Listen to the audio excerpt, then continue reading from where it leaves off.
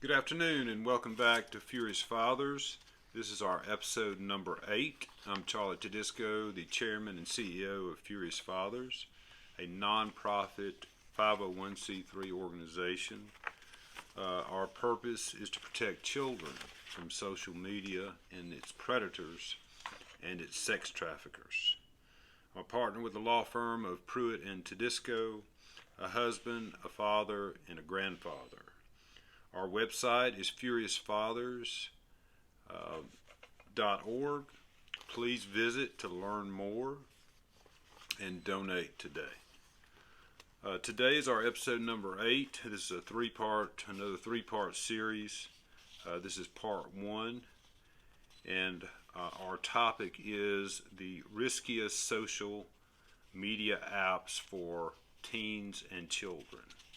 I thought it would be helpful to give parents, fathers, mothers, guardians, the social apps worth watching out for beyond the big networks like Instagram, Facebook, Twitter.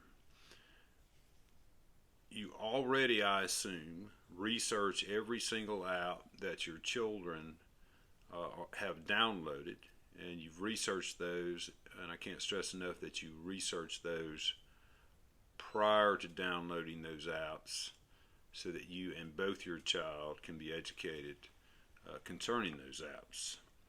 So let's start with the first few. The first one is YouTube. And, as much as we love YouTube and we love the numerous educational, the entertainment channels on YouTube with our children or for our children, and as much as we kind of lock down the excellent parental controls or the new parental controls that they have, and we've talked about parental controls in the past. YouTube obviously still has problems. So every YouTube kids is now having issues with decidedly children appropriate content secretly spliced into cartoons and other all-age video. So the best tip is, particularly for young children, for parents to use those parental controls, hand select your video playlist, turn off search, and never read the comments. The next one is Snapchat. Obviously, as most people know and some don't, Snapchat was the original sexting app. There are some positive things about Snapchat, and it becomes a new source and distinct social media feed for millions. But when all of your content on Snapchat is designed to disappear after viewing, it's too tempting to send risque images or videos or say horrible things that can get screenshot or reshared.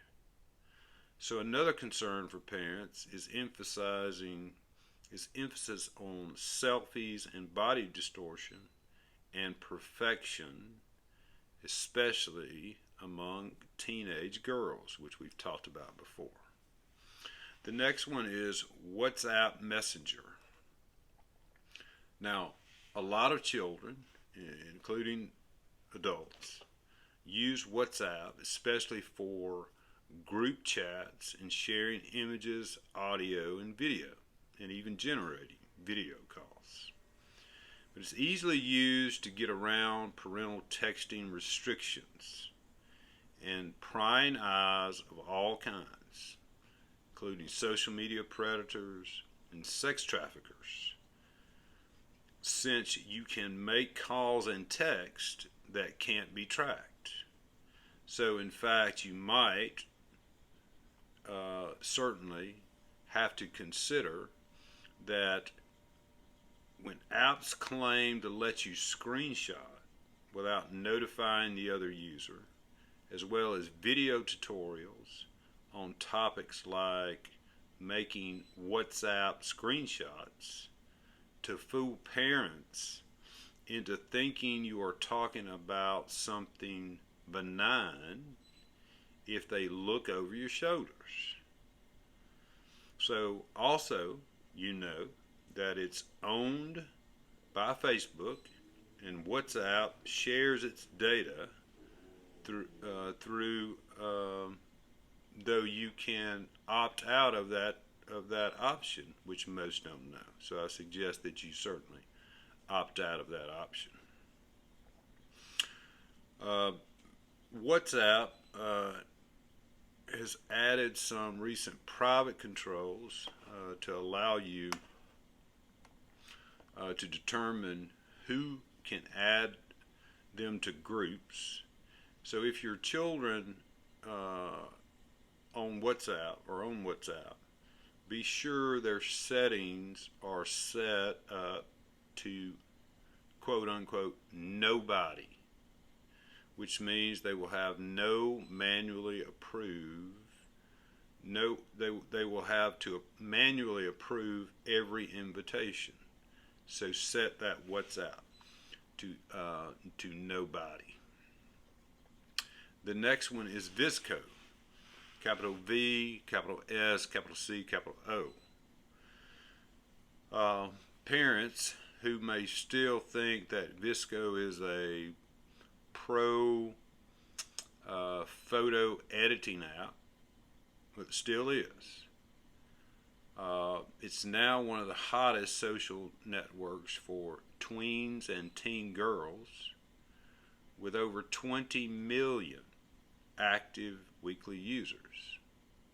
So the focus seems to be on being young, skinny, rich, wearing the right clothes, carrying the right accessories. So that app needs to be looked at and researched carefully. The next one is Kik, capital K-I-K. This is a instant messaging app, and it's used by over 40% of U.S. teens and tweens, and this app's about meeting new friends, and that quote, meeting new friends, is a code for anonymous interaction. So it's designed for children 13 plus and those who prey on them. That's what it's designed for. These social media predators and these sex traffickers. And there are a lot of those based on news stories over the past years. So to send messages that are easily hidden from parents and they cannot be traced. Now, law enforcement overall is not a fan of Kik, as you can imagine. There's also been an overrun of bots, what's called bots, B-O-T-S, that are reportedly spamming accounts that have Kik with sexually explicit messages. If your children want to chat with friends, I suggest texting or even a private Instagram account are way better than a Kik app. The next one is Telenym, T-E-L-L-O-N-Y-M. This anonymous messenger app calls itself, quote unquote, the most honest place on the internet. And if that, doesn't inspire you to roll your eyes or say what, I don't really know what will. The app, Telenym, is widely popular in middle schools and high schools, and it allows children to ask and answer questions anonymously. So you can imagine where that ends up.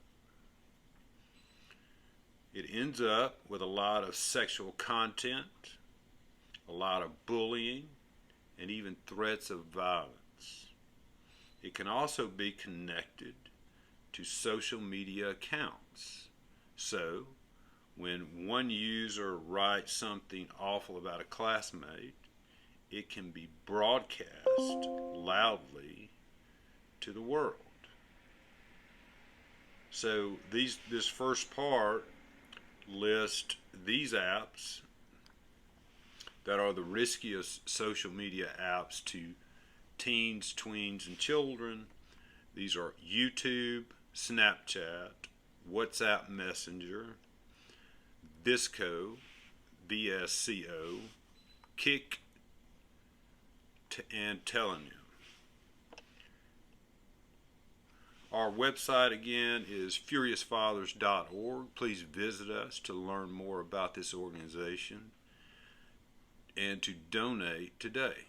Our phone number is 205-259-8485. Please call us. Our mailing address is 64 6th Avenue, Asheville, Alabama 35953. You can email us at furiousfathers@gmail.com.